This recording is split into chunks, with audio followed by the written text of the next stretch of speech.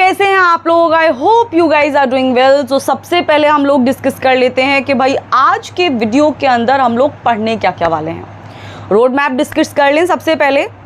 Good to go? All right. So सबसे पहली चीज़ जो हम लोग डिस्कस करने वाले हैं आज के वीडियो के अंदर is going to be the life process. कि भाई लाइफ प्रोसेस क्या होता है, कौन कौन से मेजर लाइफ प्रोसेस हैं जिनके बारे में हम लोग आज के वीडियो के अंदर डिस्कस कर रहे होंगे। All right, so let me note it down. So this is going to be the road map for today's class. So सबसे पहले हम लोग लाइफ प्रोसेस डिस्कस करेंगे।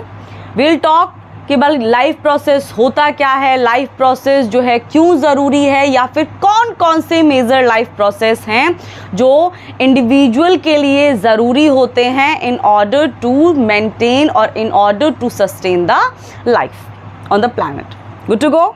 ऑलराइट। उसके बाद हम लोग चलेंगे अपने दूसरे टॉपिक की तरफ, और वो दूसरा मेजर टॉपिक होने वाला है the first life process.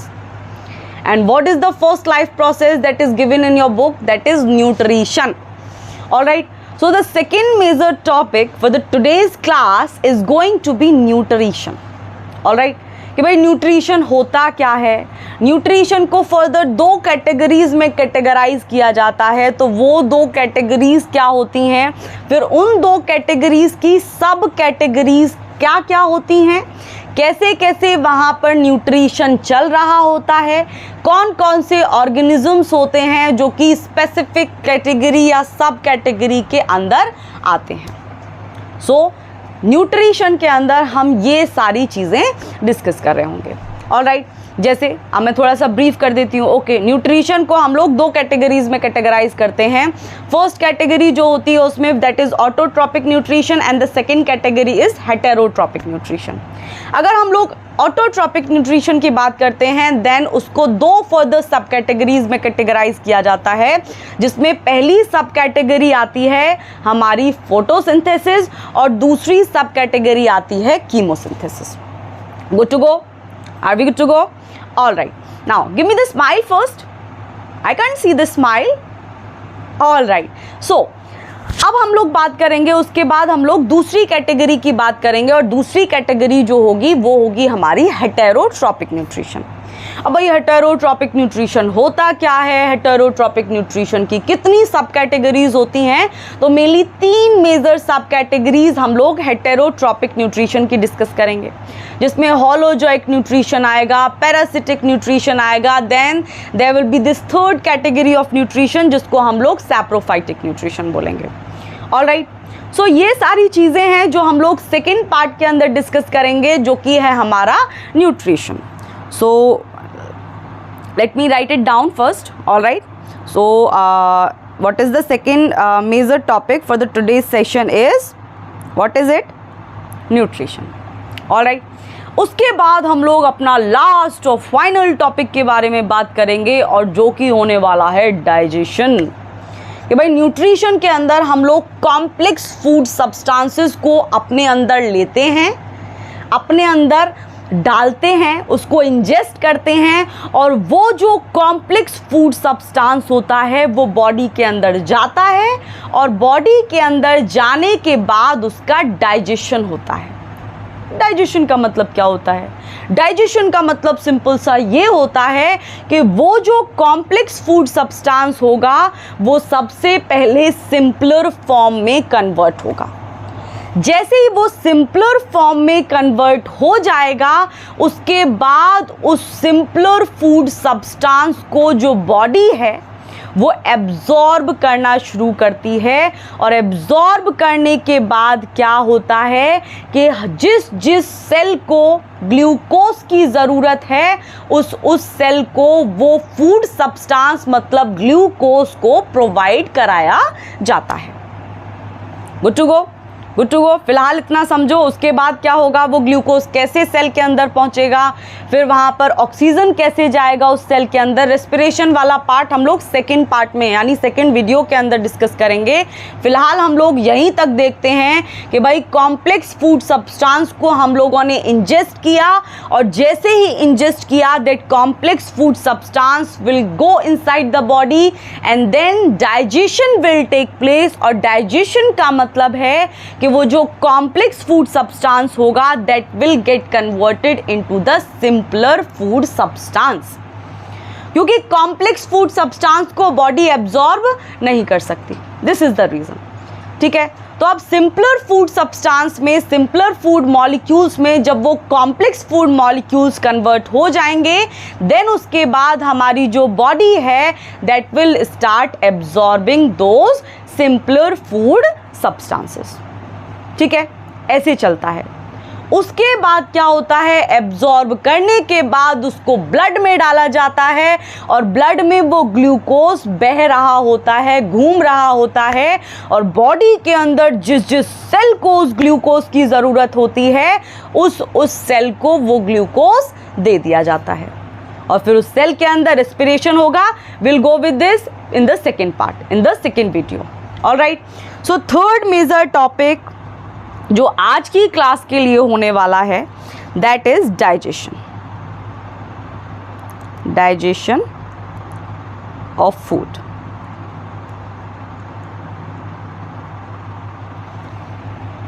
Alright, ये तीन चीजें हैं जो आज हम लोग फोकस कर रहे होंगे। अब सबसे पहली चीज जो हम लोगों को फोकस करनी है इज व्हाट, कि भाई ये लाइफ प्रोसेस क्या होते हैं। यही था ना हमारा पहला मुद्दा।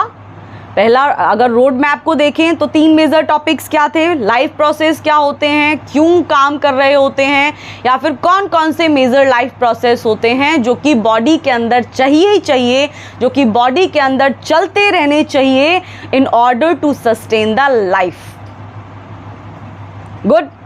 देन सेकेंड चीज़ है हमारी न्यूट्रिशन। न्यूट्रिशन के अंदर कुछ कुछ मेजर चीज़ें जो हम लोग डिस्कस करेंगे वो मैं आप लोगों के साथ बाद में शेयर करूंगी। फिलहाल के लिए ये समझो कि second major topic is going to be the nutrition वाला पार्ट, एंड थर्ड वाले पार्ट के अंदर, थर्ड वाले मेजर टॉपिक के अंदर हम लोग डाइजेशन ऑफ फूड डिस्कस करेंगे।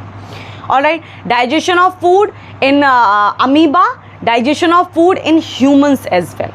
ठीक है, ओके, सबसे पहली चीज़ हम लोग डिस्कस कर लेते हैं कि लाइफ प्रोसेस क्या होते हैं। ऑलराइट, सो लाइफ प्रोसेस जैसा कि टर्म ही रिप्रेजेंट कर रहा है कि भाई वो सारे प्रोसेस जो कि किसी भी ऑर्गेनिज्म की बॉडी के अंदर फंक्शनिंग ठीक से चलती रहे, सारे फंक्शंस बॉडी के अंदर ठीक से काम करते रहें, वो प्रोसेस जो फंक्शनिंग को ठीक से होने के लिए रेगुलेट करते हैं, वो सारे फंक्शंस हमारे लाइफ प्रोसेस कहलाते हैं।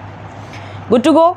सो the basic functions performed by living organism to maintain their life on this earth are known as life processes. The same thing, यानी कि अगर लाइफ प्रोसेस ठीक से काम नहीं करेंगे देन हम लोग ये एक्सपेक्ट नहीं कर सकते कि ऑर्गेनिज्म के अंदर ठीक से फंक्शनिंग चल रही होगी, या फिर ऑर्गेनिज्म की लाइफ ठीक से काम करेगी, या फिर ऑर्गेनिज्म के अंदर चीज़ें ठीक से काम करेंगी, तो हम लोग ये एक्सपेक्ट नहीं कर सकते हैं। तो लाइफ प्रोसेस का ठीक से काम करना बहुत ज़रूरी है in order to sustain the life. Good to go. अब ये जो लाइफ प्रोसेस होते हैं मेनली 4 लाइफ प्रोसेस हैं जिनको हम लोग डिस्कस कर रहे होंगे वन बाय वन। सो पहला प्रोसेस है हमारा न्यूट्रिशन, जो हम लोग आज के वीडियो के अंदर डिस्कस करेंगे। देन हम लोग उसके बाद रेस्पिरेशन डिस्कस कर रहे होंगे। देन उसके बाद हम लोग तीसरा लाइफ प्रोसेस डिस्कस करेंगे that is transportation, and then the third, after the third part the fourth life process will come which is our excretion. Good to go, good to go with this part. इतना समझ में आया कि life process क्या होते हैं, हम कौन कौन से लाइफ प्रोसेस डिस्कस कर रहे होंगे। Now let's move forward. Then nutrition, तो पहला लाइफ प्रोसेस जो आज के वीडियो के अंदर हम लोग डिस्कस करने वाले हैं वो है न्यूट्रिशन। तो पहली बात आती है कि न्यूट्रिशन एक्चुअल में होता क्या है। तो ये मैं पहले भी बता चुकी हूँ कि न्यूट्रिशन क्या होता है कि हम लोगों ने कॉम्प्लेक्स फूड सब्सटेंस को लिया, उसको बॉडी के अंदर इंजेस्ट किया और उसके बाद वो जो कॉम्प्लेक्स फूड सब्सटेंस है वो बॉडी के अंदर जा कर के सिंपलर फूड सब्सटेंस में कन्वर्ट हो जाए with the help of digestion, और ऐसा होगा क्यों होगा ऐसे? क्योंकि हमारी बॉडी इनकैपेबल होती है कॉम्प्लेक्स फूड सब्सटेंस को एब्जॉर्ब कर पाने में। इसलिए सबसे पहली चीज़ यही होती है कि भाई जो हम लोग कॉम्प्लेक्स फूड सब्सटेंसेस को इंजेस्ट कर रहे हैं, हम कॉम्प्लेक्स फूड सब्सटेंसेस को ले रहे हैं, वो कॉम्प्लेक्स फूड सब्सटेंसेस हमारी बॉडी में जा कर के सबसे पहले डाइजेशन की हेल्प से सिंपलेस्ट फॉर्म में कन्वर्ट होने चाहिए। इसका मतलब the complex food substances should get converted into the simpler food substances. Alright, so nutrition का मतलब होता है कि process of taking food by an organism. जो मैंने अभी बताया, हम लोग क्या लेते हैं, we take complex food substances. तो हम लोगों ने कॉम्प्लेक्स फूड सब्सटेंसेस को लिया, कॉम्प्लेक्स फूड सब्सटेंसेस को लेने के बाद वो कॉम्प्लेक्स फूड सब्सटेंसेस हमारी बॉडी के अंदर जा कर के सिंपलर फूड सब्सटेंसेस में कन्वर्ट होंगे, और जब वो सिंपलर फूड सब्सटेंसेस में कन्वर्ट हो जाएंगे तो हमारी बॉडी उन सिंपलर फूड सब्सटेंसेस को एब्जॉर्ब करेगी, और उस सिंपलर फूड सब्सटेंसेस को एब्जॉर्ब करने के बाद उनको हमें दे दिया जाएगा ब्लड के अंदर, उन्हें सेलुलर एनर्जी बनाने के लिए बॉडी के अंदर दे दिया जाएगा। This is how it works. एक और बार बताती हूँ, listen to me one more time. सबसे पहले क्या करते हैं, हम लोग कॉम्प्लेक्स फूड सब्सटेंसेस को लेते हैं, बॉडी के अंदर इंजेस्ट कराया, वो कॉम्प्लेक्स फूड सब्सटेंसेस कन्वर्ट होंगे बॉडी के अंदर सिंपलर फूड सब्सटेंसेस में, और उन्हीं सिंपलर फूड सब्सटेंसेस को हमारी बॉडी एब्जॉर्ब कर पाती है, और उन्हीं सिंपलर फूड सब्सटेंसेस की हेल्प से बॉडी के अंदर सेलुलर एनर्जी जनरेट की जाती है। Good to go. So the process of taking food by an organism, मतलब कॉम्प्लेक्स फूड सब्सटेंसेस हमने लिए, एंड उसके बाद उन कॉम्प्लेक्स फूड सब्सटेंसेस का सिंपलर फूड सब्सटेंसेस में कन्वर्ट होना, और उन सिंपलर फूड सब्सटेंसेस का बॉडी के द्वारा एब्जॉर्ब किया जाना, और उस एब्जॉर्ब किए सिंपलर फूड सब्सटेंसेस को सेलुलर एनर्जी बनाने के लिए यूज़ करना, ये सारा जो प्रोसेस होता है वी कॉल इट न्यूट्रिशन। तो वही लिखा हुआ है कि the process of taking food by the organism and its utilization by body for performing various other life processes. Alright, अब ये जो न्यूट्रिशन होता है ये फर्दर दो कैटेगरीज में कैटेगराइज किया जाता है, जिसके अंदर हमारी पहली कैटेगरी आती है जिसको हम बोलते हैं autotrophic, and then there is this second category heterotrophic. अब जैसा कि नाम ही शो कर रहा है, ऑटो का मतलब होता है सेल्फ, ऑटो का मतलब होता है सेल्फ। वहीं पर अगर हम लोग हेटेरो का मतलब देखें, देन हेटेरो का मतलब होता है dependent, dependent on others, right. So autotrophic nutrition का सिंपल मतलब ये होता है कि वो तरीके का न्यूट्रिशन जिसमें ऑर्गेनिज्म अपना फूड खुद बना सकते हैं। तो कौन आता है इस वाली कैटेगरी के अंदर? मेनली ग्रीन प्लांट्स और ग्रीन एल्गी। ऑलराइट, और क्यों आते हैं इस कैटेगरी के अंदर ग्रीन प्लांट्स और ग्रीन एल्गी? क्योंकि उनके पास क्लोरोफिल पिगमेंट होता है, और वो chlorophyll pigment is really important to do the photosynthesis. Alright, Now then there is this second category that is known as heterotrophic nutrition, और जैसा कि नाम ही रिप्रेजेंट कर रहा है कि वो सारे ऑर्गेनिज्म इस कैटेगरी में आते हैं जो अपना खाना खुद नहीं बना पाते हैं। ऑलराइट, सो इस कैटेगरी में कौन कौन आता है? जो अपना खाना खुद नहीं बना पा रहा है, जो किसी पर डिपेंडेंट है, all those organisms will fall into this category, this second category, that is heterotrophic nutrition. Good to go? Now we'll come to the next part, autotrophic nutrition. So autotrophic nutrition is the mode of nutrition in which organisms synthesize their own food material from the simpler inorganic substances. अभी हम लोग discuss किए थे, मैंने अभी बताया था what is nutrition, and हम लोग ये भी डिस्कस किए कि ऑटोट्रॉपिक के अंदर क्या होता है कि ऑर्गेनिज्म के पास कैपेबिलिटी होती है so that they can synthesize their own food. Alright, so अब ये वाला जो न्यूट्रिशन होता है, इसमें जो ऑर्गेनिज्म होता है वो सिंपल इनऑर्गेनिक सब्सटेंसेस, जैसे सिंपल इनऑर्गेनिक सब्सटेंसेस क्या क्या, जैसे carbon dioxide, water, and this will happen in the presence of sunlight. तो ऐसे प्रोसेस को जिसमें कोई भी ऑर्गेनिज्म अपना खाना खुद बना ले रहा है with the help of some simple inorganic substances like carbon dioxide, like water, and that will happen in the presence of light. Light energy is really important for the autotrophic mode of nutrition.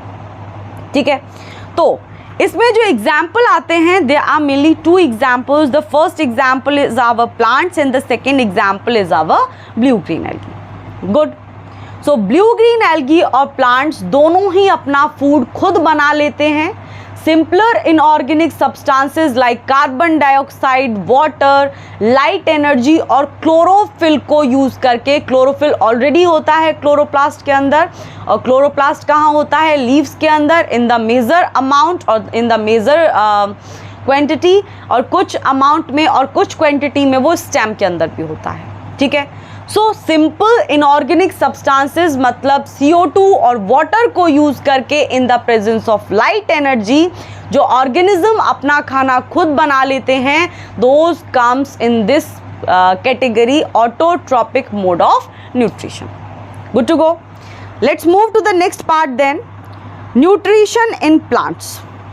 सो कैसे, like ये nutrition plant में कैसे चल रहा होता है? तो plant के अंदर न्यूट्रिशन होने का, यानी ऑटोट्रॉपिक न्यूट्रिशन को आप लोग ऐसे समझने की कोशिश करो। ओके, ये जो ऑटोट्रॉपिक न्यूट्रिशन होता है, this autotrophic nutrition is further सब कैटेगराइज्ड, और you can say it categorised into 2 सब कैटेगरीज, जिसके अंदर जो पहली कैटेगरी होती है उसको हम बोलते हैं फोटोसिंथेसिस, और दूसरी जो सब कैटेगरी होती है उसको बोलते हैं हम chemosynthesis.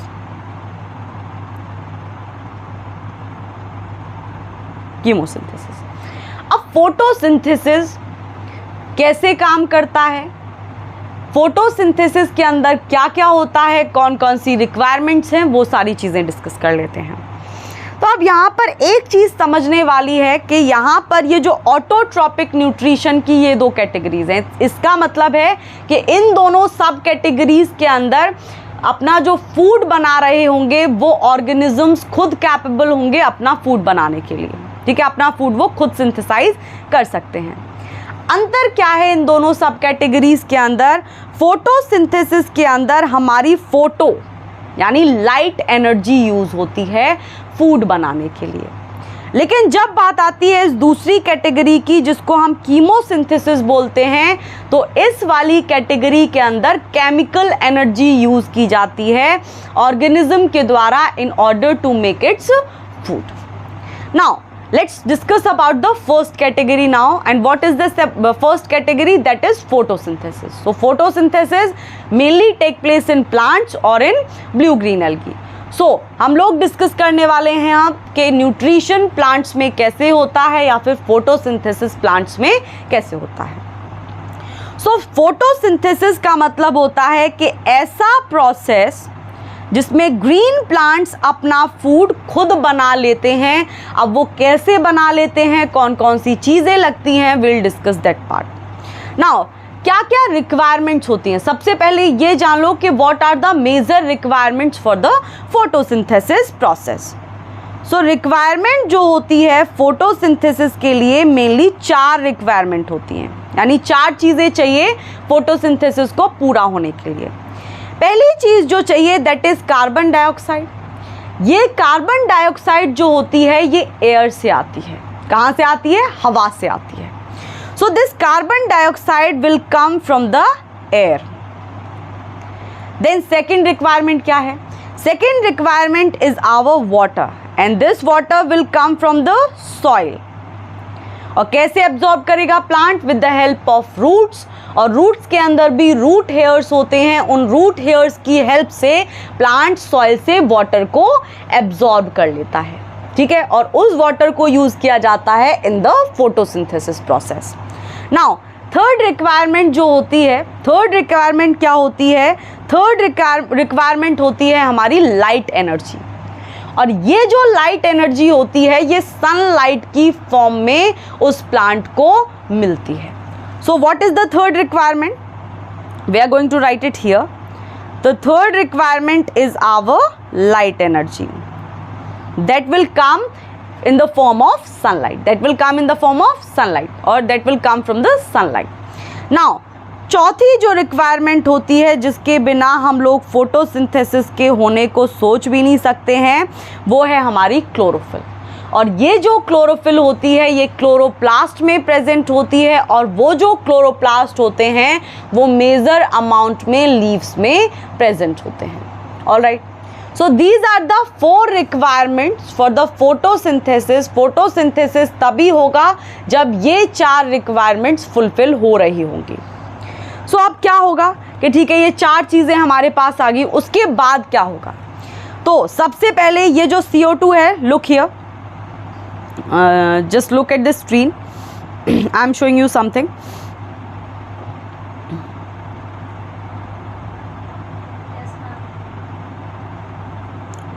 All right, so equation को देखो, look at the equation. 6CO2, ये जो CO2 होगी that will come from the air. Now ये जो पानी होगा 12 molecules of water, these 12 molecules of water will come from the soil in the form of, not in the form of like how the plant will get, how the plant will absorb this water. Plant will absorb this water with the help of root hairs. और ये जो root hairs होते हैं ये कहाँ present होते हैं? Root hairs present होते हैं हमारे रूट के अंदर। सो पानी को एब्जॉर्ब कर लिया जाएगा रूट हेयर्स की हेल्प से। Then chlorophyll, sunlight, these are the other 2 requirements. And then हमारे पास 4 रिक्वायरमेंट्स फुलफिल हो गई हैं जो फोटोसिंथेसिस के लिए ज़रूरी हैं। अब क्या होगा? अब फोटोसिंथेसिस होगा और फोटोसिंथेसिस के कुछ एंड प्रोडक्ट्स आएंगे कि फोटोसिंथेसिस क्यों हुआ था? ताकि खाना बने। तो अल्टीमेट रिजल्ट ये होगा इस फोटोसिंथेसिस प्रोसेस का कि खाना बन जाएगा और हमारे पास ग्लूकोज का मॉलिक्यूल आएगा एंड प्रोडक्ट की फॉर्म में। देन हमारे पास ऑक्सीजन आएगा और एक एंड प्रोडक्ट होगा हमारे पास water. So 1 molecule of glucose will be there, 6 molecules of oxygen will be there, and 6 molecules of water will be there. So these are the 3 end products in case of photosynthesis. ठीक है, photosynthesis के अंदर ये 3 and products हमको देखने मिलेंगे। अब यहाँ पर एक पॉइंट है, you can note it down, highlight करके लिख लेना कि कुछ जो पार्ट होता है वो यूज़ हो जाता है किसका?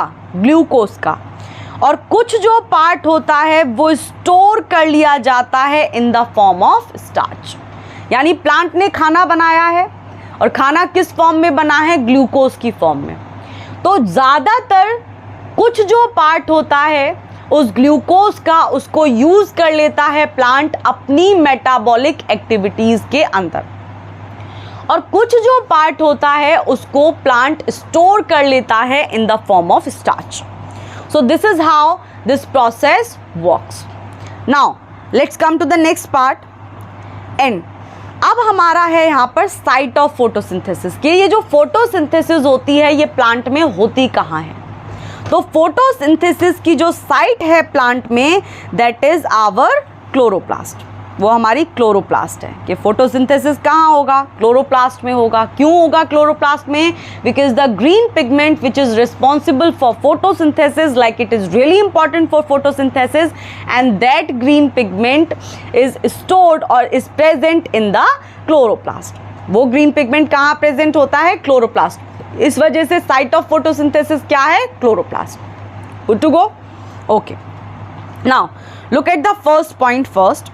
पहला पॉइंट देखो, सेल्स इन ग्रीन पार्ट, जो सेल्स होती हैं ग्रीन पार्ट में प्लांट के, यानी लीव्स की बात कर रहा है। किसकी बात कर रहा है? लीव्स की।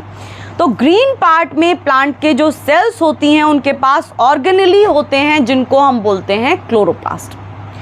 और ये जो क्लोरोप्लास्ट होते हैं ये साइट होती हैं फोटोसिंथेसिस की। इसका मतलब है कि फोटोसिंथेसिस कहाँ होगा? लीव्स के अंदर क्लोरोप्लास्ट नामक ऑर्गेनेली होते हैं और उन ऑर्गेनेली के अंदर हमारा क्लोरोफिल होता है जहाँ पर हमारी फोटोसिंथेसिस प्रोसेस चल रहा होता है। Good to go? Now look at the second point. ये जो क्लोरोप्लास्ट होते हैं इनके पास एक ग्रीन पिगमेंट होता है जिसको हम क्या बोलते हैं? We call that pigment chlorophyll. ठीक है, this was one of the requirement out of 4 requirements, right? ये 4 रिक्वायरमेंट्स में से एक रिक्वायरमेंट है हमारी फोटोसिंथेसिस के लिए, क्या? कि क्लोरोफिल का होना ज़रूरी है। और ये जो ग्रीन पिगमेंट क्लोरोफिल होगा ये कहाँ प्रेजेंट होगा? क्लोरोप्लास्ट में। और क्लोरोप्लास्ट कहाँ प्रेजेंट होंगे? लीव्स के अंदर। Good to go? All right, now ये जो chlorophyll, look at the third point now, look at the third point, what is written there? Chlorophyll capture falling sunlight on it which is utilized during photosynthesis. अब ये जो chlorophyll होता है ये उस light energy को एब्जॉर्ब करता है जो सनलाइट की फॉर्म में लीफ के ऊपर आकर के, यानी लीफ के ऊपर आकर के पड़ रही होती है। Suppose this is the leaf, इसके अंदर क्लोरोप्लास्ट है, उस क्लोरोप्लास्ट के अंदर ये ग्रीन पिगमेंट है। ठीक है, जैसे ही कोई लाइट एनर्जी इसके ऊपर आकर के पड़ेगी उस लाइट एनर्जी को ये क्लोरोफिल पिगमेंट एब्जॉर्ब कर लेगा। एब्जॉर्ब करने के बाद इसको यूटिलाइज करेगा फोटोसिंथेसिस प्रोसेस में, और इसको यूटिलाइज करने के बाद, यानी इसको स्टोर करने के बाद जब फोटोसिंथेसिस होगा तो अल्टीमेटली प्लांट अपना खाना बना लेगा। इसका मतलब ग्लूकोज बना लेगा, और उस ग्लूकोज में भी ज़्यादातर ग्लूकोज को वो यूज़ कर लेगा और कुछ ग्लूकोज जो बच जाएगा उसकी मेटाबॉलिक एक्टिविटी से उस ग्लूकोज को वो स्टार्च की फॉर्म में स्टोर कर लेता है। Good to go? All right, now next part. Okay, photosynthesis के अंदर मेनली 3 इवेंट्स होते हैं, यानी 3 पार्ट्स होते हैं फोटोसिंथेसिस के अंदर, और ये बैक टू बैक होने चाहिए। मतलब इनके बीच में गैप नहीं होता है, ये एक के बाद एक, एक के बाद एक, एक के बाद एक होता है। ऑलराइट, कैसे होता है? कौन से इवेंट्स हैं? Let's talk about them now. Now look at the screen, look here. So पहला जो इवेंट होता है फोटोसिंथेसिस के अंदर वो इवेंट है हमारा एब्जॉर्प्शन। ठीक है, अभी बात करेंगे what is absorption here. Now second जो इवेंट होता है वो होता है conversion. The third event is our reduction. अब ये इवेंट्स क्या होते हैं? So let's talk about the first event first. So पहला इवेंट है हमारा एब्जॉर्प्शन, और एब्जॉर्प्शन के अंदर क्या होता है? अभी बताया था मैंने कि लीफ है ये कोई, इस लीफ के अंदर क्लोरोप्लास्ट होगा, उस क्लोरोप्लास्ट के अंदर क्लोरोफिल पिगमेंट होगा। तो अब क्या होगा कि जैसे ही लाइट एनर्जी इस लीफ के ऊपर आकर के पड़ेगी ये क्लोरोफिल पिगमेंट उस लाइट को एब्जॉर्ब कर लेगा और फोटोसिंथेसिस के अंदर यूज करेगा और यूटिलाइज करेगा उस लाइट एनर्जी को। तो एब्जॉर्प्शन का पार्ट जो होता है, एब्जॉर्प्शन का जो इवेंट होता है that is the event number 1, और यहाँ पर क्या होता है कि लाइट एनर्जी को एब्जॉर्ब कर लिया जाता है क्लोरोफिल पिगमेंट के द्वारा। Good to go? देन उसके बाद आता है हमारा सेकेंड पार्ट और second event, and that second event is our conversion. Conversion के अंदर क्या होता है कि लाइट एनर्जी जो होती है उसको केमिकल एनर्जी में कन्वर्ट करा दिया जाता है, एंड जो पानी का मॉलिक्यूल होता है उसको हाइड्रोजन और ऑक्सीजन के अंदर स्प्लिट करा दिया जाता है। यानी कि कन्वर्जन के अंदर दो चीज़ें होती हैं। पहली चीज़ ये होती है कि वो जो लाइट एनर्जी हमारी क्लोरोफिल ने ट्रैप की थी, पकड़ी थी, उस लाइट एनर्जी को केमिकल एनर्जी में कन्वर्ट कराया जाता है। एंड सेकेंड पार्ट यहाँ पर ये होता है कि जो पानी एब्जॉर्ब किया था with the help of root hairs from the soil, उस पानी के मॉलिक्यूल्स को हाइड्रोजन और ऑक्सीजन के मॉलिक्यूल्स में तोड़ना शुरू कर दिया जाता है। Good to go, good to go. Now तीसरा पार्ट होता है रिडक्शन, और रिडक्शन के अंदर जो हमारे कार्बन डाइऑक्साइड होती है उसको कार्बोहाइड्रेट में बदल दिया जाता है। और कार्बोहाइड्रेट कौन सा मोनोसेकेराइड प्रेजेंट होता है, कौन सा मोनोसेकेराइड बनता है, दैट इज आवर ग्लूकोज। समझ में आया कैसे चलता है? नाउ यहाँ पर हम लोगों को एक चीज़ समझने वाली है विच इज़ इम्पॉर्टेंट, कि ये जो 3 स्टेप्स होते हैं, कौन से 3 steps? Absorption, conversion and reduction. ये तीनों जो स्टेप्स होते हैं, जो इवेंट्स होते हैं फोटोसिंथेसिस के, ये तीनों ही स्टेप्स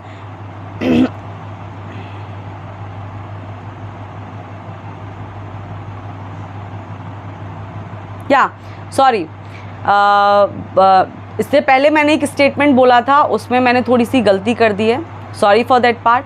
नाउ स्टेटमेंट मैं रेक्टिफाई कर देती हूँ। I am going to change the statement, and the statement is कि ये जो तीनों इवेंट्स होते हैं ये ज़रूरी नहीं है कि ये बैक टू बैक हो, ठीक है? ये ज़रूरी नहीं है कि जैसे ही हमारा एब्जॉर्प्शन हुआ है उसके तुरंत बाद कन्वर्जन हो, उसके तुरंत बाद रिडक्शन, ठीक है? होना क्या चाहिए, मतलब होता क्या है एक्चुअल में कि ठीक है, अगर एब्जॉर्प्शन हो गया है और अगर चीज़ें आगे के लिए अवेलेबल नहीं हैं, देन एब्जॉर्प्शन होने के बाद वहीं पर रुक जाएगा, और जो हमारा दूसरा पार्ट होगा दैट इज़ कन्वर्जन, वो थोड़े टाइम के बाद हो जाएगा, या फिर जितना टाइम चीज़ों को बटोरने में चाहिए वो टाइम ले लेंगी। एंड देन जब चीज़ें आ जाएंगी, जब रिक्वायरमेंट फुलफिल हो जाएगी, देन हम लोग सेकेंड इवेंट के साथ चलेगा, जो प्लांट है वो सेकेंड इवेंट के साथ चलेगा, and that is our conversion, ठीक है? तो इसका मतलब ये है कि ये जो 3 स्टेप्स हैं ये एक दूसरे के बाद हों, तुरंत एक दूसरे के बाद हों, ये ज़रूरी नहीं है, they can take time. So plant modify the timings according to the environmental condition. For example देख लेते हैं। अब डेजर्ट के जो प्लांट्स होते हैं जिनको हम ज़ीरोफाइटिक प्लांट्स बोलते हैं, ठीक है? ज़ीरोफाइटिक प्लांट्स वो होते हैं जिनको कम पानी चाहिए, हाइड्रोफाइटिक प्लांट्स वो होते हैं जिनको ज़्यादा पानी चाहिए अपने मेटाबॉलिक एक्टिविटीज़ को रेगुलेट करने के लिए। सो जितने भी ज़ीरोफाइटिक प्लांट्स होते हैं जो कि डेजर्ट में पाए जाते हैं, वो लोग क्या करते हैं, वो लोग कार्बन डाइऑक्साइड को रात में ही ले लेते हैं from the air, and they prepare an intermediate compound which get absorbed by chlorophyll during the day for photosynthesis। तो रात में कार्बन डाइऑक्साइड एब्जॉर्ब कर ली, लेकिन रात में कार्बन डाइऑक्साइड एब्जॉर्ब करने के बाद अगला जो प्रोसेस है, अगला जो पार्ट है, अगला जो इवेंट है, वो रात में नहीं हुआ है, राइट? वो रात में नहीं हुआ है। क्यों नहीं हुआ है रात में? क्योंकि रात के टाइम पर हमारे पास सनलाइट नहीं थी, that light energy was not there, right? तो जैसे ही लाइट एनर्जी आएगी, यानी कि लाइट एनर्जी कब आएगी? दिन में आएगी। तो जैसे ही लाइट एनर्जी आएगी उसके बाद फर्दर इवेंट्स हमारे प्रोसीड करेंगे। तो ज़रूरी नहीं है कि एक के बाद ही दूसरा इवेंट हो। अगर रिक्वायरमेंट फुलफिल नहीं हो रही हैं तो इवेंट्स को होने में टाइम भी लग जाता है कि ठीक है, एब्जॉर्प्शन ख़त्म हो गया, अब एब्जॉर्प्शन ख़त्म हो गया लेकिन दूसरा रिक्वायरमेंट फुलफिल नहीं हो रहा है दूसरे इवेंट के लिए, एंड दूसरा इवेंट क्या है? That is conversion. तो जो प्लांट होगा वो वेट करेगा अंटिल सारी रिक्वायरमेंट फुलफिल हो जाएं। जैसे ही कन्वर्जन की रिक्वायरमेंट फुलफिल होंगी वैसे ही कन्वर्जन खत्म होगा and then plant will switch to the third event, that is reduction. तो this is how it works, ऐसे काम करता है। Now opening and closing of stomata. So now we are going to talk about opening and closing of stomata, कि भाई opening और closing stomata की किस तरीके से होती है। सो सबसे पहली चीज़ हम लोगों को ये समझनी है यहाँ पर कि स्टोमा जो टर्म है that is singular and stomata जो टर्म है that is plural. So we will start with the first point. So ध्यान से देखते जाओ, look at the screen as well. ये जो स्टोमेटा होते हैं these are the tiny openings, ये छोटे छोटे पोर्स होते हैं जो कि लीव्स के सरफेस पर प्रेजेंट होते हैं। ऑलराइट, दूसरी चीज़, ये जो स्टोमेटा होते हैं ये गार्ड सेल, एक तरीके की सेल्स होती हैं, उन गार्ड सेल्स के द्वारा सराउंडेड होते हैं, मतलब उन गार्ड सेल्स के द्वारा ढके हुए होते हैं एक दूसरे से, मतलब एक तरीके से। कैसे, अभी दिखाती हूँ। So first look at the second point again. These stomata, ये जो स्टोमेटा होते हैं they are surrounded by guard cells, ये गार्ड सेल्स के द्वारा सराउंडेड होते हैं। और ये जो हमारी गार्ड सेल्स होती हैं ये स्टोमेटा को, क्या काम होता है गार्ड सेल्स का स्टोमेटा में, जो गार्ड सेल्स ढके हुए हैं स्टोमेटा को इस तरीके से, ये गार्ड सेल्स का काम होता है कि स्टोमेटा कब खुलेंगे कब बंद होंगे, इस बात की जो जिम्मेदारी होती है, इस बात की रिस्पॉन्सिबिलिटी गार्ड सेल्स को जाती है। ठीक है, तो opening and closing of stomata is regulated by guard cells. Alright, so second point वही लिखा हुआ है कि ये जो गार्ड सेल्स होती हैं ये स्टोमेटा को खुलने में और उनको बंद होने में हेल्प करती हैं। Now third point, they allow the gases to enter and exit the plant. अब स्टोमेटा के खुलने और स्टोमेटा के बंद होने का पर्पस क्या होता है? पर्पस ये होता है कि गैस का एक्सचेंज कराते हैं ये स्टोमेटा। ठीक है, और इस एक्सचेंज को रेगुलेट कौन करता है? गार्ड सेल्स, क्योंकि गार्ड सेल्स खुली हुई होंगी देन हमारा एक्सचेंज चल रहा होगा, गार्ड सेल्स बंद होगी, स्टोमेटा बंद हो गया, कोई एक्सचेंज नहीं होगा। Good to go. Now look at the fourth point. Stomata are surrounded by bean shaped cell. Stomata bean shaped cell के द्वारा सराउंडेड होते हैं। I will show you, just give me a moment, that frame the stomatal opening. और ये जो cells होती हैं इनको गार्ड सेल्स बोलते हैं और इन्हीं गार्ड सेल्स के पास हमारे क्लोरोप्लास्ट होते हैं। वही क्लोरोप्लास्ट जिन क्लोरोप्लास्ट के पास हमारा कौन सा पिगमेंट था? ग्रीन पिगमेंट यानी क्लोरोफिल। ठीक है, इतनी बात समझ में आई? क्या क्या चीज़ें समझ में आई? कि जो स्टोमेटा होते हैं ये छोटे छोटे पोर्स होते हैं जो कि लीफ के सरफेस पर प्रेजेंट होते हैं। दूसरी चीज़ ये थी यहाँ पर कि जो स्टोमेटा होते हैं ये स्टोमेटा गार्ड सेल्स के द्वारा सराउंडेड होते हैं। गार्ड सेल्स इनके ऊपर लगी हुई होती हैं दोनों साइड में, और ये जो गार्ड सेल्स होती हैं ये बीन के शेप की सेल्स होती हैं। ठीक है, ये बीन के शेप की सेल्स होती हैं। अब ये गार्ड सेल्स का काम क्या है कि स्टोमेटा कब खुलेंगे, स्टोमेटा कब बंद होंगे, इस बात का जो ध्यान रखती हैं ये हमारी गार्ड सेल्स रखती हैं। ठीक है, now third point and the important point is this कि जो गार्ड सेल्स होती हैं इन गार्ड सेल्स के पास ही हमारा क्लोरोप्लास्ट ऑर्गेनेली होता है। वही क्लोरोप्लास्ट ऑर्गेनेली जो कि ज़रूरी होता है किसके लिए? क्या होता है उस क्लोरोप्लास्ट ऑर्गेनेली के पास? Chlorophyll pigment, which is really important for the photosynthesis. Good to go? Alright, can we move ahead now?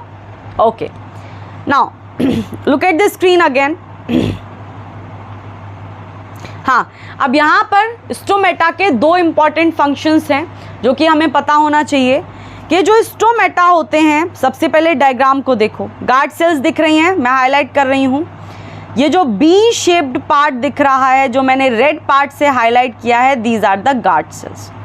Alright, ये गार्ड सेल्स के अंदर क्लोरोप्लास्ट दिख रहे होंगे, देखो ये रहा क्लोरोप्लास्ट, और इन्हीं क्लोरोप्लास्ट के अंदर स्टोर होता है हमारा chlorophyll.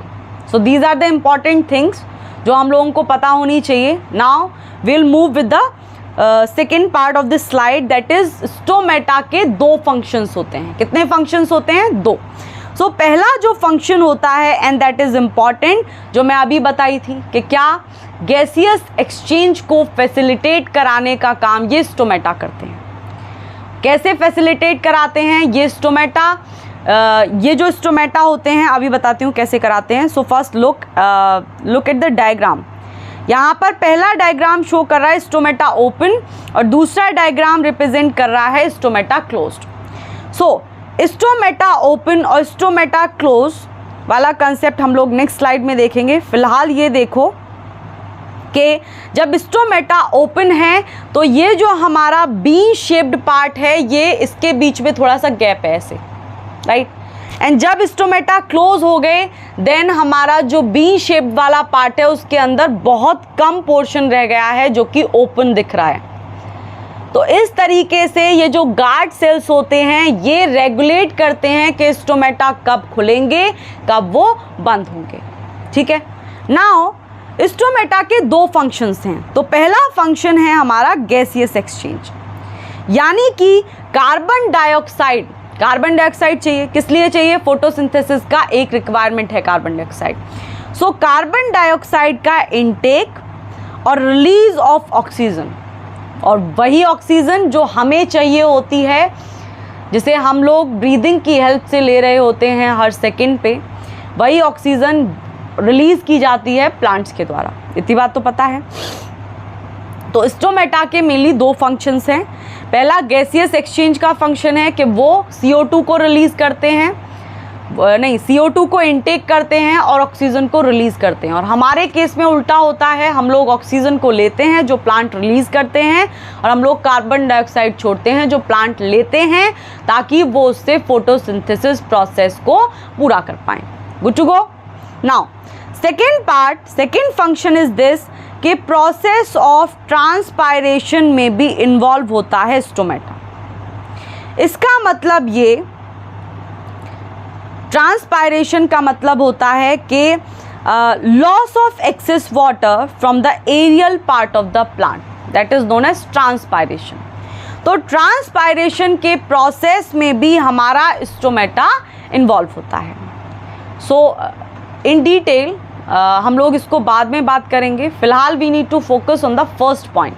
And what is the first point? First point is this कि जो स्टोमेटा होते हैं they are helpful in the exchange of gases. They are helpful in the exchange of gases. ठीक है, कि भाई कार्बन डाइऑक्साइड को अंदर लेंगे और ऑक्सीजन को रिलीज करा देंगे. नाउ एक और चीज़ यहाँ पर देखो कि जब स्टोमेटा हमारे ओपन होंगे तो हमारी जो गार्ड सेल्स होंगी वो स्वेल अप हो जाएंगी, फूल जाएंगी. देखा था ना पीछे वाले पार्ट में. लुक हियर, जब ओपन होंगे देन गार्ड सेल जो है फूली हुई है, ये फूल जाती हैं,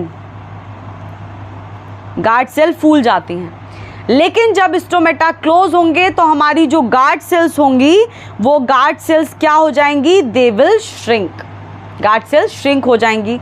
और क्यों होगा ऐसा? क्योंकि जब स्टोमेटा क्लोज होगा तो गार्ड सेल्स पानी को लूज कर देती हैं, यानी पानी का लॉस हो जाता है गार्ड सेल से, जिसकी वजह से गार्ड सेल श्रिंक होना मतलब वो श्रिंक हो जाती हैं और वो थोड़ी सिकुड़ी हुई दिखाई देती हैं. कैसी दिखाई देती हैं? सिकुड़ी हुई. ठीक है, श्रिंक जैसी दिखाई देती हैं. श्रिंकेज हो जाता है क्योंकि जब स्टोमेटा क्लोज होता है तो पानी गार्ड सेल से निकल चुका होता है, जिसकी वजह से जो सेल होते हैं वो श्रिंक हो जाते हैं, वो सिकुड़ जाते हैं. लेकिन बिल्कुल उल्टा होता है जब स्टोमेटा ओपन होता है. और क्या होता है इस केस में कि स्टोमेटा जब ओपन होता है तो पानी ज़्यादा अंदर एक्सेस अमाउंट में पानी एंटर कर जाता है गार्ड सेल के, जिसकी वजह से जो सेल होती है, गार्ड सेल होती है, वो फूल जाती है और हमारे जो स्टोमेटल पोर होते हैं वो ओपन हो जाते हैं. Good to go with this part. Can we move ahead now? आगे देखो. नाउ सेकेंड कैटेगरी क्या था हमारा? Heterotrophic nutrition. यानी वो न्यूट्रिशन जिसमें ऑर्गेनिजम्स दूसरे इंडिविजुअल पर डिपेंडेंट होते हैं अपने सर्वाइवल के लिए, अपने फूड के लिए। अब क्या होता है हेटेरोट्रॉपिक न्यूट्रिशन के अंदर? सो first look at this definition and the diagrams. Mode of nutrition जिसमें ऑर्गेनिज्म अपना खाना खुद नहीं बना पाता और वो अपने खाने के लिए किसी और पर डिपेंडेंट होता है, उस न्यूट्रिशन को हम नाम देते हैं हेटेरोट्रॉपिक न्यूट्रिशन। ठीक है, अब ये जो हेटेरोट्रॉपिक न्यूट्रिशन होता है इसको हम फर्दर 3 मेजर सब कैटेगरीज में कैटेगराइज करते हैं, जिसके अंदर सबसे पहली कैटेगरी आती है हमारी पैरासिटिक न्यूट्रिशन।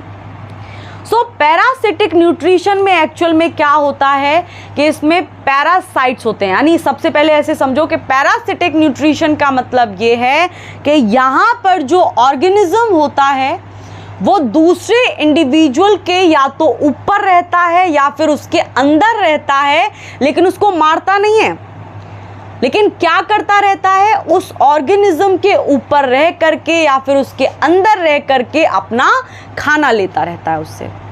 जैसे हम लोग देखते थे कि जूं होती थी या जूं होती हैं, तो जूं क्या करती हैं बालों से, वो ब्लड ले रही होती हैं। ठीक है, जिस होस्ट के ऊपर भी वो जूं हैं वो उस होस्ट से क्या ले रही होती हैं, ब्लड पे फीड कर रही होती हैं, और वो जो ब्लड होता है उन जूओं का खाना होता है। तो इस तरीके से जूं सरवाइव कर रही होती हैं। ठीक है, तो ये जो जूं होती हैं ये कभी भी होस्ट को मारती नहीं है, होस्ट को मारती नहीं है, लेकिन अपना खाना रेगुलर उस होस्ट से लेती रहेंगी। तो जूं किस कैटेगरी में आई? पैरासिटिक न्यूट्रिशन की कैटेगरी में। और जूं को हम क्या बोलेंगे? पैरासाइट। पैरासाइट। ऑलराइट, नाउ ये जो पैरासाइट्स होते हैं ये भी 2 कैटेगरीज के होते हैं। पहली कैटेगरी होती है हमारी ectoparasite. Okay, look at the screen. पहली कैटेगरी होती है हमारी एक्टोपैरासाइट और दूसरी कैटेगरी होती है हमारी एंडोपैरासाइट।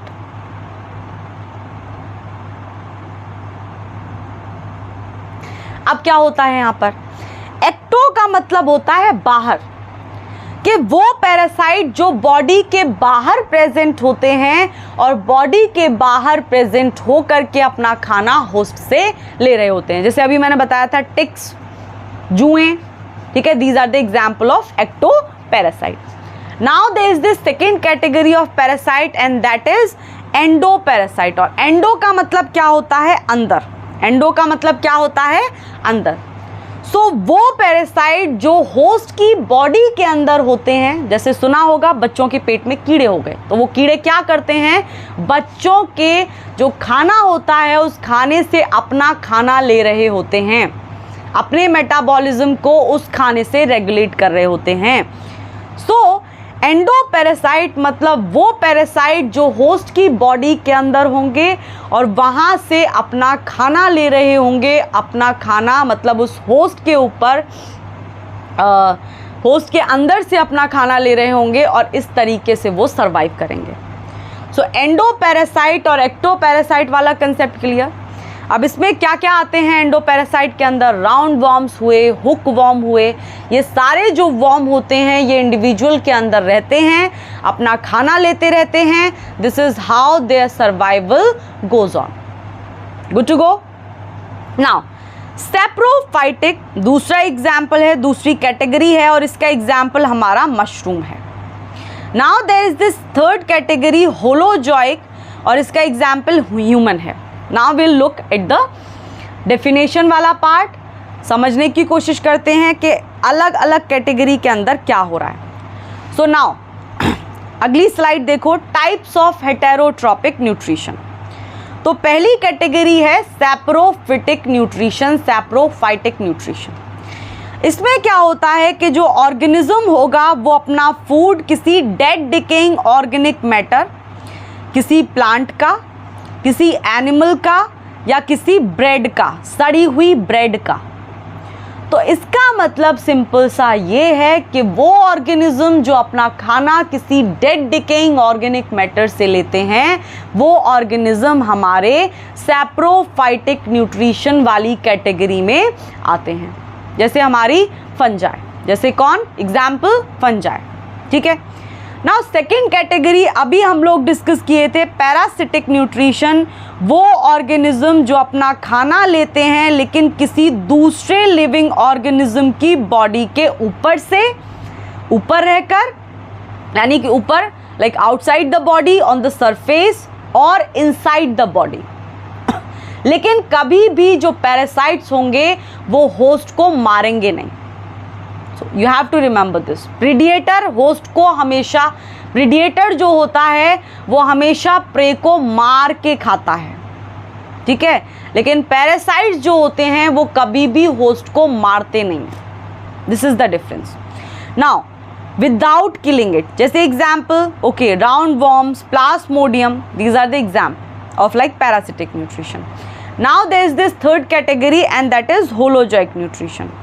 होलोजोइक न्यूट्रिशन की अगर हम लोग बात करते हैं तो होलोजोइक न्यूट्रिशन के अंदर हम लोग आते हैं humans. Humans, you can write it down.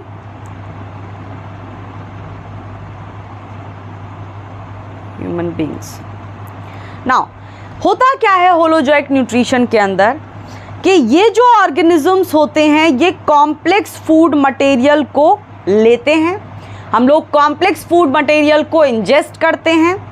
Ingest करने के बाद वो जो कॉम्प्लेक्स फूड मटेरियल होता है वो बॉडी में जा कर के डाइजेस्ट होता है। डाइजेस्ट होने का मतलब है कि वो जो कॉम्प्लेक्स फूड मटेरियल होगा वो बॉडी के अंदर जाने के बाद सिंपलर फूड मटेरियल में कन्वर्ट होता है, ठीक है, क्योंकि हमारी बॉडी इनकैपेबल है कॉम्प्लेक्स फूड मटेरियल को एब्जॉर्ब करने में। तो सबसे पहले जैसे ही हमने कॉम्प्लेक्स फूड मटेरियल खाया, बॉडी में जाकर के वो सिंपलर फूड मटेरियल में कन्वर्ट होगा। उस सिंपलर फूड मटेरियल को जो बॉडी के सेल्स हैं वो एब्जॉर्ब करेंगे एंड देन उस एब्जॉर्ब किए हुए पार्ट को, यानी उस एब्जॉर्ब किए हुए फूड सब्सटेंसेस को बॉडी यूज़ करती है, बॉडी के सेल्स यूज़ करते हैं for the cellular energy. Respiration में डिस्कस करेंगे कैसे, ठीक है। Good to go, can we move ahead? Alright. अब अमीबा के अंदर न्यूट्रिशन कैसे होता है, सबसे पहले हम लोग ये डिस्कस कर लेते हैं। अभी हम लोगों ने प्लांट्स के अंदर देखा कि प्लांट्स के अंदर न्यूट्रिशन कैसे होता है। Now we will talk about the nutrition in amoeba. So amoeba के अंदर जो न्यूट्रिशन होता है वो किसी के अंदर भी न्यूट्रिशन इंजेक्शन से स्टार्ट होता है कि सबसे पहले जो खाना है वो बॉडी के अंदर जाए, वो इंजेस्ट हो, ठीक है, तभी आगे की प्रोसेसिंग आगे बढ़ेगी, अदरवाइज कुछ नहीं होने वाला। सो द फर्स्ट पार्ट किसी का भी न्यूट्रिशन हो, फर्स्ट पार्ट जो होता है that is nutrition. So nutrition में क्या होता है अमीबा के अंदर, let me change the colour, with the help of pseudopodia. Pseudopodia की हेल्प से हमारा जो अमीबा होगा वो फूड को एनसर्किल करता है, यानी फूड की लोकेशन को फाइंड आउट करता है सबसे पहले। उसके बाद क्या करेगा, अपनी सूडोपोडिया की हेल्प से उस फूड मटेरियल, फूड पार्टिकल को खा जाएगा। खाने के बाद उस फूड पार्टिकल को फूड वैक्यूल के अंदर डाल देगा। किसके अंदर डाल देगा?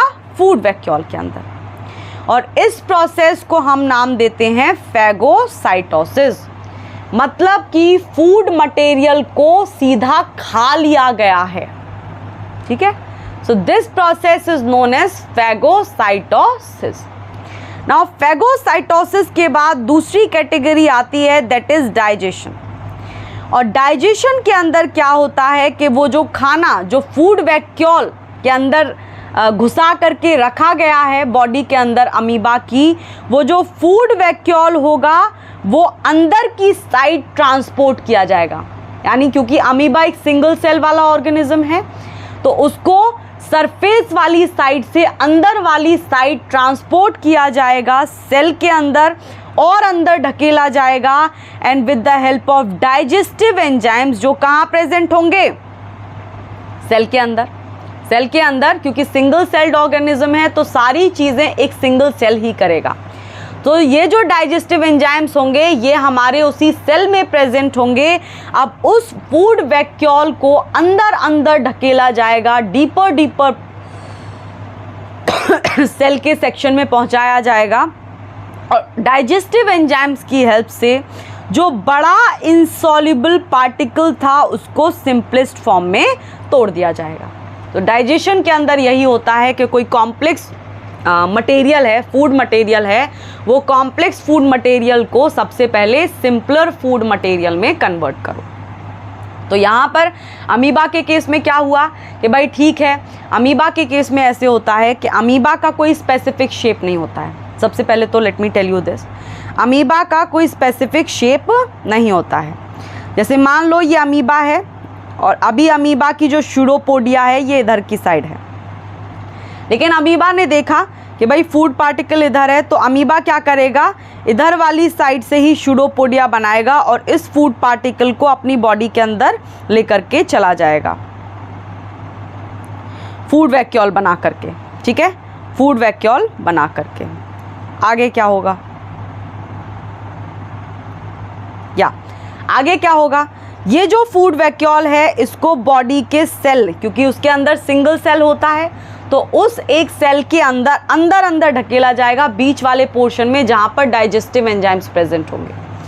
तो अब यहाँ पर डाइजेस्टिव एंजाइम्स प्रेजेंट होंगे इस अमीबा के अंदर, और वो डाइजेस्टिव एंजाइम्स क्या करेंगे, ये कॉम्प्लेक्स फूड मटेरियल जो है, यानी ये complex food material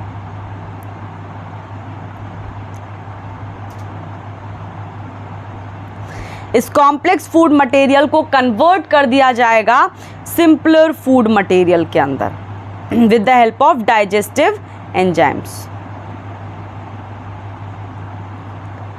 with the help of digestive enzymes, simpler food material। ठीक है, इतनी बात समझ में आई। सो नाउ अगला पार्ट होता है एब्जॉर्प्शन। अब भाई सिंपल फूड मटेरियल में वो कन्वर्ट हो गया जो कॉम्प्लेक्स फूड सब्सटेंस था। अब उस सिंपलर फूड मटेरियल में से न्यूट्रिएंट्स को एब्जॉर्ब किया जाएगा और उन न्यूट्रिएंट्स को एब्जॉर्ब करने के बाद जो हम लोगों ने एब्जॉर्ब किया था उस एब्जॉर्ब पार्ट, यानी कि वो जो अच्छा पार्ट था, वहाँ पे दो चीज़ें बनती हैं कि जो एब्जॉर्ब कर लिया बॉडी ने वो बॉडी के मेटाबॉलिक प्रोसेस के लिए ज़रूरी है, और कुछ जो है बेकार पार्ट भी बच जाता है जिसको हम अनडाइजेस्टेड फूड बोलते हैं। तो एब्जॉर्प्शन वाले पार्ट में दो चीज़ें आती हैं कि भाई जो खाना होगा, जो सिंपलर फूड मटेरियल बना था, उस सिंपलर फूड मटेरियल से चीज़ों को यानी न्यूट्रिएंट्स को मेनली एब्जॉर्ब कर लिया जाएगा, और अब ये जो न्यूट्रिएंट्स होंगे इन न्यूट्रिएंट्स से हमें उस सेल को एनर्जी प्रोवाइड करनी है। सो वो प्रोसेस जिसमें हम इन न्यूट्रिएंट्स को यूज़ करते हैं क्या करने के लिए, एनर्जी प्रोवाइड करने के लिए, सेल को एनर्जी प्रोवाइड करने के लिए न्यूट्रिएंट्स को जब हम यूज़ करते हैं तो उसको हम बोलते हैं assimilation. Alright, what do we call it, we call it assimilation. तो क्या हुआ, सबसे पहले इंजेशन हुआ था, इंजेशन के बाद दूसरा पार्ट क्या था, डाइजेशन हुआ, यानी सिंपलर फूड मटेरियल में कन्वर्ट हुआ। अब उसके बाद एब्जॉर्प्शन होगा, मतलब उस सिंपल फूड मटेरियल से कुछ न्यूट्रिएंट्स होंगे जो कि बॉडी के लिए ज़रूरी हैं, उन न्यूट्रिएंट्स को एब्जॉर्ब किया जाएगा और यहाँ पर कुछ अनडाइजेस्टेड मटेरियल भी बच जाता है, उस अनडाइजेस्टेड मटेरियल को बॉडी से बाहर फेंका जाएगा। तो बीच में ईजेशन से और ईजेशन के और एब्जॉर्प्शन के बीच में एक प्रोसेस होता है जिसको हम एसिमिलेशन बोलते हैं। और एसिमिलेशन के अंदर क्या होता है कि ये जो न्यूट्रिएंट हम लोगों ने एब्जॉर्ब किए थे, यानी न्यूट्रिएंट जो अमीबा ने एब्जॉर्ब किए थे, कहाँ से, सिंपलर फूड मटेरियल से, उन न्यूट्रिएंट्स को यूज़ किया जाएगा क्या करने के लिए, एनर्जी बनाने के लिए। ठीक है, इसको बोलते हैं हम लोग एसिमिलेशन। और ईजेशन में क्या होता है, जो अनडाइजेस्टेड फूड था उस अनडाइजेस्टेड फूड को बॉडी से बाहर फेंक दिया जाता है।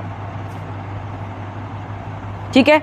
अगर हम लोग अमीबा की बात करें तो ये जो ईजेशन वाला प्रोसेस होता है, अनडाइजेस्टेड फूड मटेरियल को बॉडी से बाहर फेंकने वाला प्रोसेस जो होता है, ये सेल मेम्ब्रेन को रप्चर करके होता है।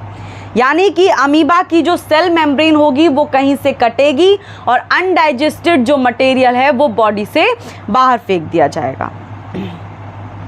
तो this is how nutrition in amoeba works. ठीक है, गुड टू गो नाउ। देखो ध्यान से, न्यूट्रिशन इन अमीबा, यहाँ पे एक डायग्राम दिया हुआ है। सो सपोज करो ये हमारा फूड पार्टिकल है।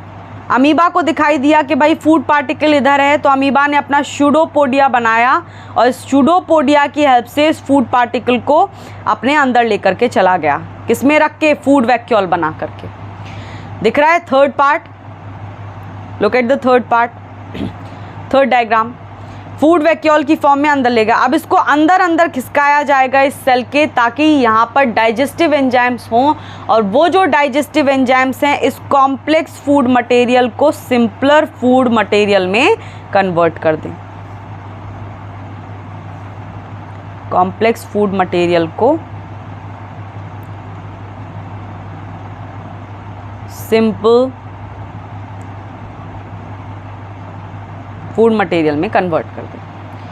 जैसे ही ये कन्वर्जन होगा उसके बाद सिंपलर फूड मटेरियल से जो सेल होगा, यही सिंगल सेल जो है अमीबा के अंदर, ये न्यूट्रिएंट्स को एब्जॉर्ब करना शुरू कर देगा और जो न्यूट्रिएंट एब्जॉर्ब किए अगले प्रोसेस में उन न्यूट्रिएंट का एसिमिलेशन करेगा, मतलब कि उन न्यूट्रिएंट से एनर्जी बनाएगा अपनी बॉडी के लिए। और इसमें इस सारे प्रोसेस में अनडाइजेस्टेड स्टफ भी बच जाता है, यानी वो मटेरियल जो बॉडी के लिए काम का नहीं है तो उसे बॉडी से निकालना पड़ता है। तो अमीबा क्या करता है? अपनी मेम्ब्रेन को रप्चर करता है। रप्चर का मतलब कहीं से तोड़ेगा और उस अनडाइजेस्टेड फूड मटेरियल को बॉडी से बाहर फेंक देगा। Good to go, can we move ahead? All right, now nutrition in human being. Human के अंदर न्यूट्रिशन कैसे होता है? ठीक है, this is important. Will discuss this topic in the next class. Will discuss this topic in the next class. All right, so nutrition in human being, इसमें हम लोग डिस्कस क्या क्या करेंगे, late me tell you that. First, सबसे पहले हम लोग जो डिस्कस कर रहे होंगे इसमें, वो डिस्कस करेंगे कि भाई न्यूट्रिशन जो होता है ह्यूमन में कितने पार्ट्स में कैटेगराइज हुआ है। सो न्यूट्रिशन जो होता है ह्यूमन के अंदर वो भी just give me a moment, वो भी वही सेम हम लोग क्या देख करके आए हैं अभी? 5 प्रोसेस देखे थे हम लोगों ने अमीबा के अंदर न्यूट्रिशन के। सेम वही 5 प्रोसेस होते हैं जो ह्यूमन के अंदर भी काम करते हैं। सबसे पहले हम लोगों के अंदर भी इंजेशन होता है। जब हम लोग इंजेस्ट कर लेते हैं, उसके इंजेशन के बाद बॉडी के अंदर दूसरा प्रोसेस होता है जिसको हम बोलते हैं डाइजेशन। उस फूड का डाइजेशन होता है। डाइजेशन होने के बाद तीसरा प्रोसेस होता है कि वो जो डाइजेस्टेड फूड है, उस डाइजेस्टेड फूड के अंदर जो न्यूट्रिएंट्स हैं, जो चीज़ें हैं काम की, उन चीज़ों को एब्जॉर्ब कर लो। So the next part is absorption. अब जो न्यूट्रिएंट्स और ग्लूकोज के मॉलिक्यूल्स एब्जॉर्ब किए गए हैं, उन ग्लूकोज के मॉलिक्यूल्स को यूज़ करके बॉडी के लिए सेलुलर एनर्जी प्रोवाइड कराने वाले प्रोसेस को हम एसिमिलेशन बोलते हैं। सो ये नेक्स्ट प्रोसेस होता है जिसके अंदर हम लोग रेस्पिरेशन भी डिस्कस करेंगे, तो रेस्पिरेशन इसी के अंदर आता है। उसके बाद हमारा लास्ट प्रोसेस होता है इसमें ईजेशन, और ईजेशन के अंदर हम लोग जो अनडाइजेस्टेड मटेरियल होता है उसको बॉडी के बाहर फेंक देते हैं। So will discuss it in the next class. ठीक है, टिल देन आप लोग ये सारी चीज़ों से एक बार गो थ्रू हो लो and we can discuss it in the class itself. All right, और मैंने अपना ईमेल आईडी भी दिया हुआ है चैनल के डिस्क्रिप्शन में। अगर आप लोगों के पास कोई क्वेरीज़ हैं then you can just post your queries there, like you can post your queries on the same email ID जो मैंने आप लोगों को प्रोवाइड किया हुआ है। All right, are we good to go? So हम लोग कल डिस्कस करेंगे nutrition in human beings. All right, so bye.